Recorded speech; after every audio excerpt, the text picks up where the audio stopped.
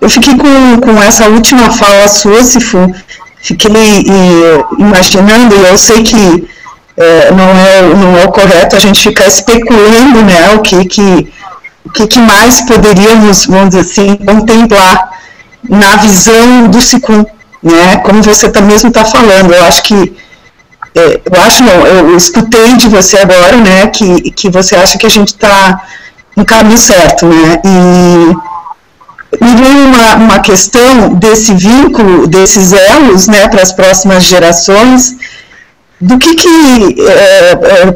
seria, assim, muito importante para o SICUM, no sentido da gente, uma visão dele, né, uma visão, se ele tinha uma visão de mais e mais gerações, né, ou de repente não, Cris, ele não tinha nada, a expectativa era zero, e o que ele queria, sabe, era realmente como é que isso poderia se desencadear, né? Não só para esse momento, mas para os momentos seguintes, né? Eu acho importante esse compromisso, né? Quer dizer, Grão-Mestre Moyat, ele inaugura um momento importante dentro da trajetória de salvaguarda do sistema Wing Chun. Por quê? Porque é através do Grão-Mestre Moyat que o Wing Chun alcança, né, outras regiões e estão fora da China. Não só ele, mas a geração dele é responsável por isso, né? Quer dizer, se fala muito sobre a visão do patriarca Ip Man, mas essa visão ela foi só cumprida, efetivada através dos seus discípulos que foram para diferentes partes do mundo, né? Aliás, o patriarca Ip Man, ele pôde testemunhar isso. Por quê? Porque muitos dos seus discípulos foram para fora do país, para fora de Hong Kong, com ele ainda em vida.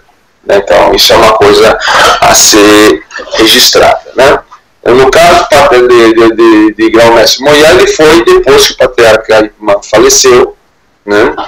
E o que é interessante é que a responsabilidade, então, dele e de todos os demais, ela se torna muito grande, né? Porque o desafio é como que as pessoas no Ocidente, e não só no Ocidente, nos séculos posteriores, daí a preocupação dele com relação ao século XXI, de estarem ainda vivenciando esse processo de Sanfa, né? Ou seja, o processo da vida Kung Fu.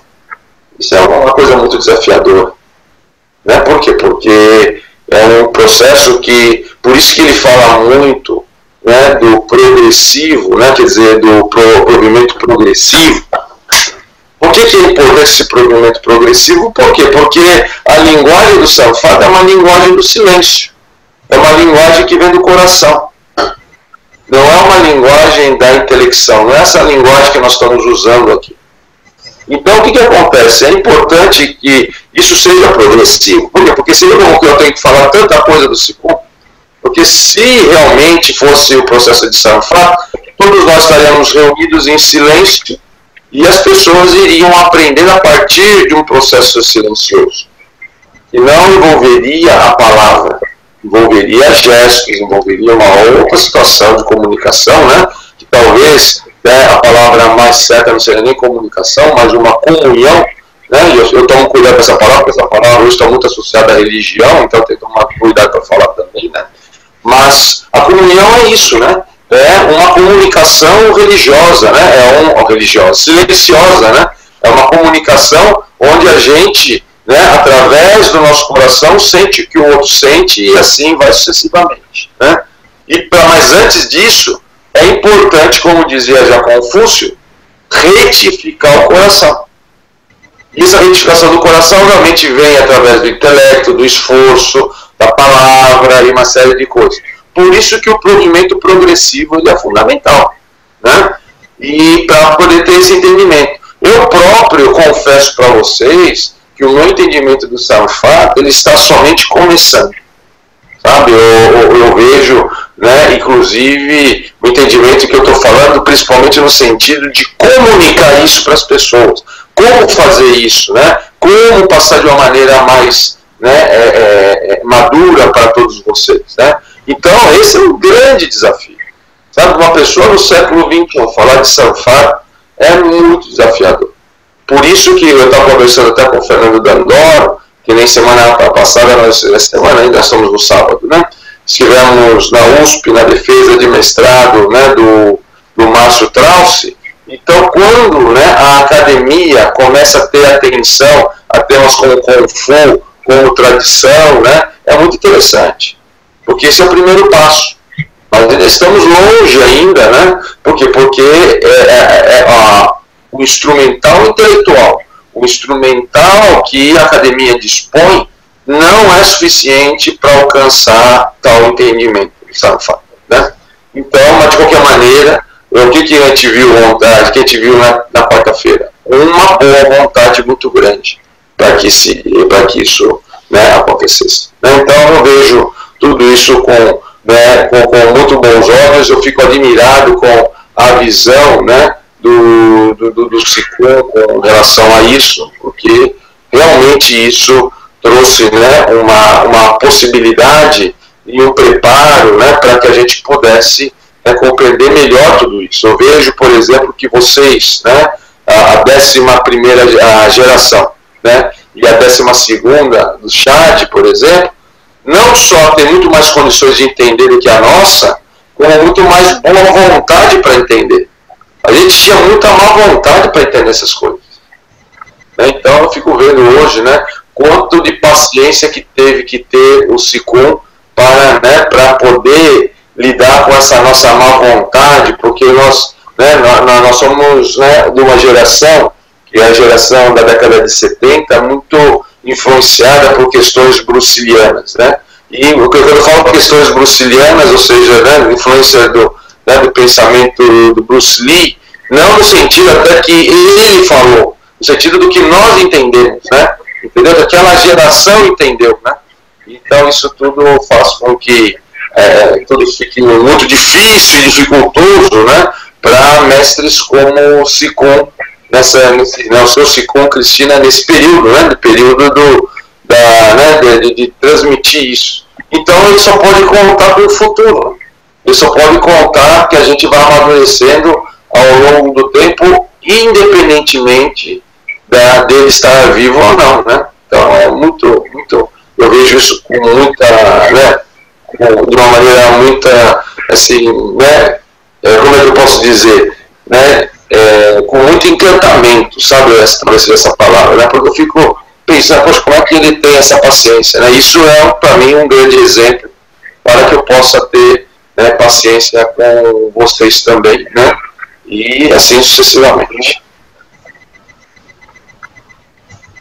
Obrigado, Sifum. Que é isso, Cristina. Jones? Tem algumas perguntas aqui que eu separei. Eu vou só sair um pouco desse tema, que é uma curiosidade, né? Eu sei que o Sicom tinha uma relação muito boa com a nossa Simone. E o aniversário dos dois é grudado, né? Um depois do outro. Eu queria saber se tem alguma história interessante, alguma história que o senhor pudesse compartilhar em relação a isso, né? Dessa comemoração quase que conjunta. Se houve algum momento de que o senhor gostaria de compartilhar em relação a isso.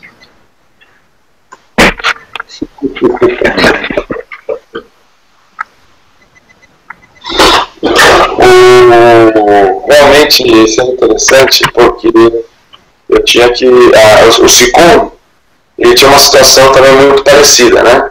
Porque o aniversário desse taiko era no dia do aniversário da sogra dele, né? Então eles tinham alguns desafios em casa para lidar, né, com esse tipo de situação, né? No meu caso, obviamente que a Simone, né, como uma pessoa que era, né, praticante e tudo mais, ela sempre compreendeu, embora, né, eu acredito que, é claro que ela ficava chateada de não estar presente, né? A gente manejava da melhor maneira possível, comemorava um pouco antes, comemorava um pouco depois. Esse é um dos motivos também que eu não estava presente em todos os aniversários, né?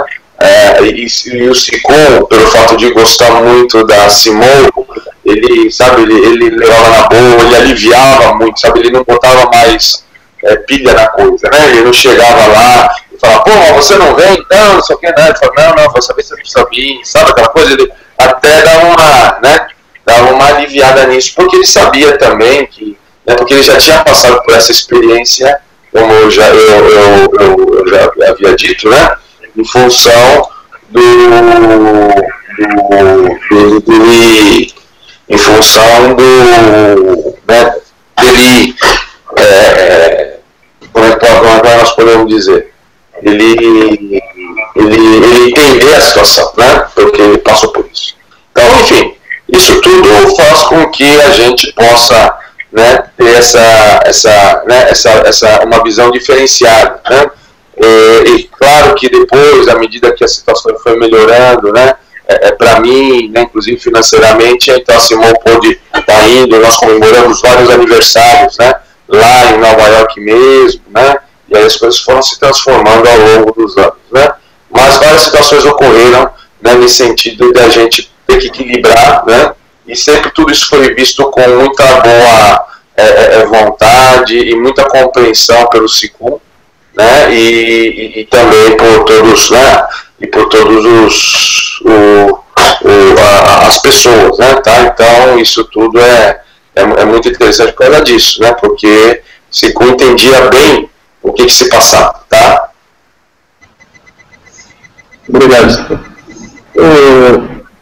A gente está falando antes de geração, né, sobre cada geração, né, eu vejo muito importante ter um líder de uma geração, né. Depois do falecimento do Sicom, eu vejo que a CITAI acabou sendo líder da geração, eu não sei se foi mais por força dela ou por força talvez dos distritos. Sim. Eu queria que o senhor pudesse falar um pouco da importância assim, de ter um líder que é a cabeça daquela geração, né, que ajuda a geração a ter um parâmetro, a ter um direcionamento, né? Sim.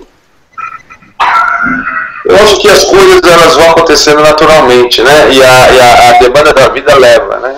Esse foi o caso, né, da CITAI. A CITAI era uma pessoa extremamente tímida, né? Quando o Sicom estava presente não falava nada, né? Mas elas muito participante. Então, para você ter uma ideia, né, eu queria até colocar isso porque eu acho que vale a pena, e o próprio seu Siri Nathaniel participou muito disso, né? É o caso, por exemplo, como é que chama? Da viagem para a China, né, Nathan? Então, quando você vê, por exemplo, ela conversando, né, com os outros grão-mestres, outros Chun-Si, né, outros Cheon-Yang, quer dizer, outros líderes de família, fica muito interessante. Por quê? Porque as pessoas ficam admiradas, né? Como é que ela tem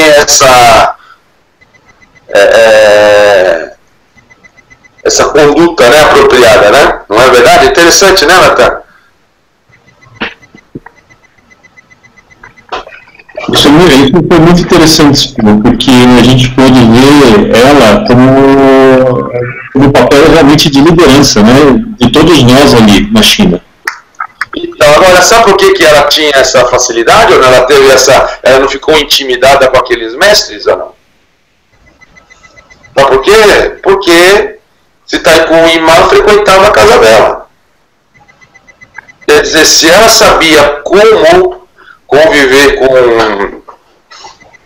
o Citai com o imã, então qualquer outro mestre, né, é muito mais fácil de saber como lidar, né? Então você vê como que é importante essa convivência, né? Ela fez alguma menção ou relatou alguma experiência dela com o Sitaikun? Ah, sim, muitas, porque como ele ia lá, né, na casa dela, né, e uma das coisas curiosas é que Sitaikun gostava muito de sorvete, né, e o pai dela era marinheiro, né, então toda vez que o pai dela vinha de viagem, trazia sorvete importado, né, né, então ele, é uma das coisas assim que fazia com que, ele tivesse sensação, tivesse uma proximidade e tudo mais, né? Então, quer dizer, isso é interessante, né? Quer dizer, vocês não sabiam que Sitaikun gostava de sorvete, né?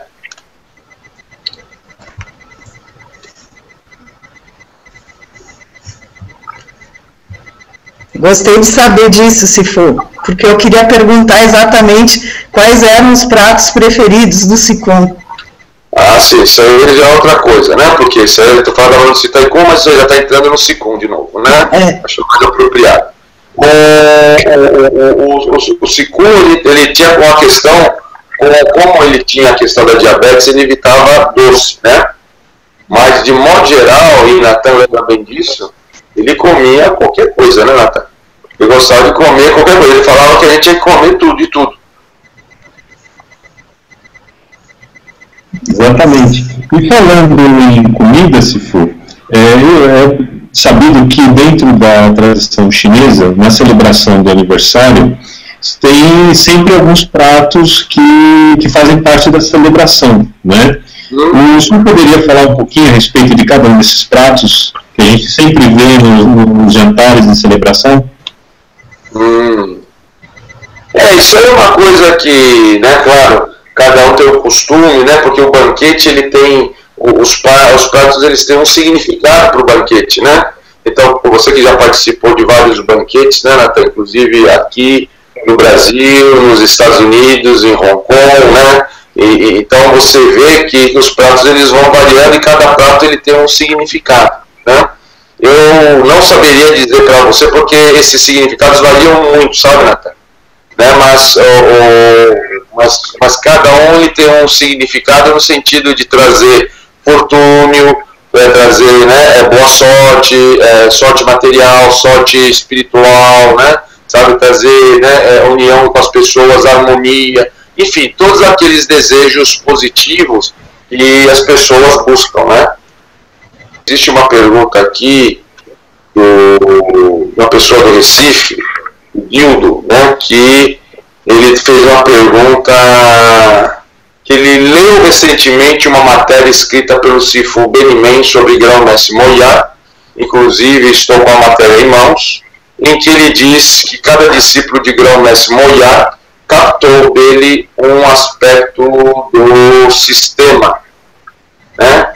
Uns se tornaram lutadores exímios, outros desenvolveram outros ramos com uma visão mais artística, outros se concentraram na questão da preservação. E eu gostaria de saber até onde essa questão pode captar um aspecto específico de cada Sifu, está relacionado com o Sanfa e a prática do índio. Uma coisa que eu quero manifestar para todos vocês é a alegria que eu tenho de ver como que as pessoas hoje estão preocupadas com o Sanfa, né, Nathaniel? É uma coisa assim muito pouco falada antigamente, né? E eu vejo pessoas de outras linhagens falando de Sanfa.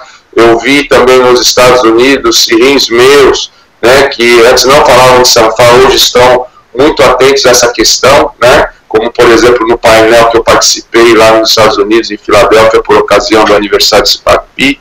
Então é muito bacana essa questão, né? E o